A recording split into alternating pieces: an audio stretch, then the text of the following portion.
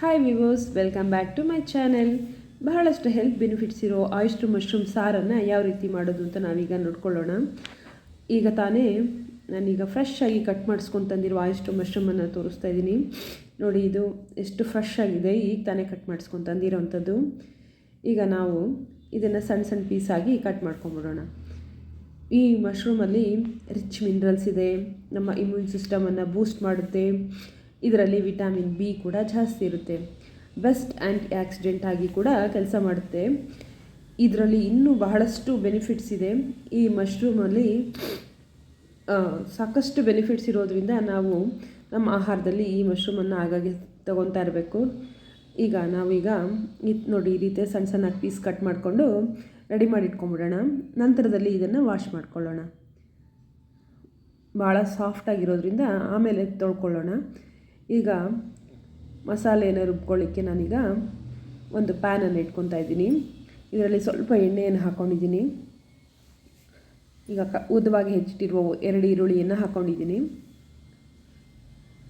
ಸ್ವಲ್ಪ ಎಣ್ಣೆಯಲ್ಲಿ ಬಾಡಿಸ್ಕೊಂಡು ನಂತರ ಇದಕ್ಕೆ ನಾನೀಗ ಕಟ್ ಮಾಡಿರುವ ಒಂದು 2 ಟೊಮೊಟೊವನ್ನು ಇದಕ್ಕೆ ಸೇರಿಸ್ಕೊತಾ ಇದ್ದೀನಿ. ಇದನ್ನು ಸಹ ಎಣ್ಣೆಯಲ್ಲಿ ಫ್ರೈ ಮಾಡ್ಕೊಂಬಿಡೋಣ. ಇದ್ರ ಜೊತೆಗೆ ಖಾರಕ್ಕೆ ಬೇಕಾದಷ್ಟು ಹಸಿಮೆಣ್ಸಿನ್ಕಾಯಿನ ಸೇರಿಸ್ಕೊಂಡಿದ್ದೀನಿ. ಬೇಕಿದ್ರೆ ನೀವು ಹಸಿಮೆಣ್ಸಿನ್ಕಾಯಿ ಬದಲಿಗೆ ಅಚ್ಚ ಖಾರದ ಪುಡಿಯನ್ನು ಸಹ ಹಾಕೋಬೋದು. ಈಗ ನಾನೀಗ ಮಶ್ರೂಮನ್ನು ವಾಶ್ ಮಾಡ್ಕೊತಾ ಇದ್ದೀನಿ. ಇದ್ರ ಜೊತೆ ಸ್ವಲ್ಪ ಸಾಲ್ಟನ್ನು ಸೇರಿಸ್ಕೊಂಡು ವಾಶ್ ಮಾಡ್ಕೊಳ್ಳಿ. ಈ ಥರ ಕಟ್ ಮಾಡಿಕೊಂಡು ಒಂದು ಬೌಲ್ಗೆ ಹಾಕೋತಾ ಇದ್ದೀನಿ. ಅದು ನೀರೆಲ್ಲ ಕೆಳಗಡೆ ಇಳ್ಕೊಂಡಿರುತ್ತೆ. ನಂತರ ಈಗ ಒಂದು ಪಾತ್ರೆಯನ್ನು ಇಟ್ಕೊಂಡು ಸಾರಿಗೆ ಒಗ್ಗರಣೆಯನ್ನು ಹಾಕೋತಾ ಇದ್ದೀನಿ.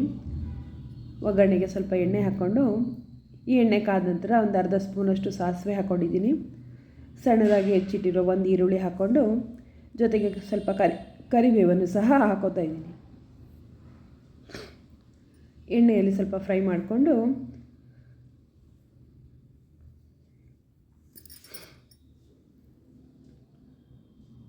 ಇದಕ್ಕೆ ಒಂದು ಅರ್ಧ ಸ್ಪೂನಷ್ಟು ಅರಿಶಿನ ಸೇರಿಸ್ಕೊಂಡಿದ್ದೀನಿ.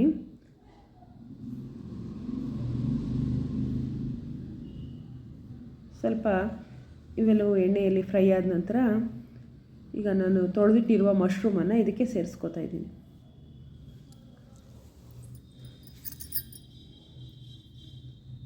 ಈ ರೀತಿ ತೊಳೆದಿರುವ ಎಲ್ಲ ಮಶ್ರೂಮನ್ನು ಸೇರಿಸ್ಕೊಂಡಿದ್ದೀನಿ. ಈಗ ನೋಡಿ, ಪಾತ್ರೆ ತುಂಬ ಕಾಣಿಸ್ತಾ ಇದೆ. ಎಣ್ಣೆಯಲ್ಲಿ ಫ್ರೈ ಆಗ್ತಾ ಈ ಮಶ್ರೂಮು ಕಮ್ಮಿ ಆದಂಗೆ ಅನಿಸುತ್ತೆ. ಸ್ವಲ್ಪ ಎಣ್ಣೆಯಲ್ಲಿ ಫ್ರೈ ಆದರೆ ಇದು ಕಮ್ಮಿ ಆಗುತ್ತೆ. ಚೆನ್ನಾಗಿ ಮಿಕ್ಸ್ ಮಾಡಿಕೊಂಡು ಎಣ್ಣೆಯಲ್ಲಿ ಇದನ್ನು ಸ್ವಲ್ಪ ಬಾಡಿಸ್ಕೊಳ್ಳೋಣ.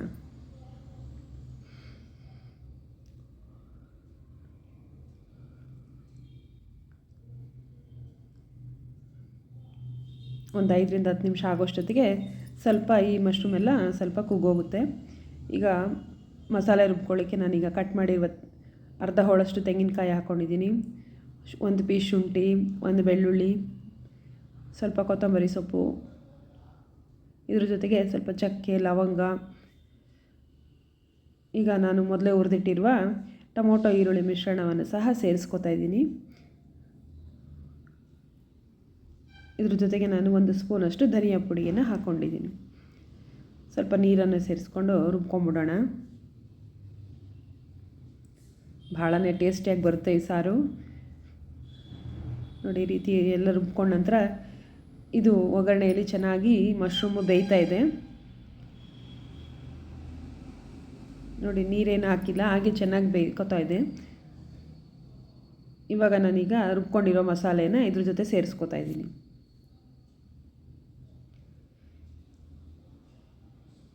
ಚೆನ್ನಾಗಿ ಮಸಾಲೆ ಜೊತೆ ಈ ಮಶ್ರೂಮ್ ಎಲ್ಲ ಚೆನ್ನಾಗಿ ಮಿಕ್ಸ್ ಮಾಡಿಕೊಂಡು ನಮಗೆ ಎಷ್ಟು ನೀರು ಬೇಕೋ ಅಷ್ಟು ನೀರು, ಸಾರು ನಮಗೆ ಯಾವ ಹದಕ್ಕೆ ಬೇಕೋ ಅದಕ್ಕೆ ನೀರು ನೋಡ್ಕೊಂಡು ಹಾಕ್ಕೊಳ್ಳೋದು. ರುಚಿಗೆ ತಕ್ಕಷ್ಟು ಉಪ್ಪನ್ನು ಹಾಕ್ಕೊಂಡಿದ್ದೀನಿ. ಈಗ ಸಾರು ಚೆನ್ನಾಗಿ ಕುದೀತಾ ಇದೆ.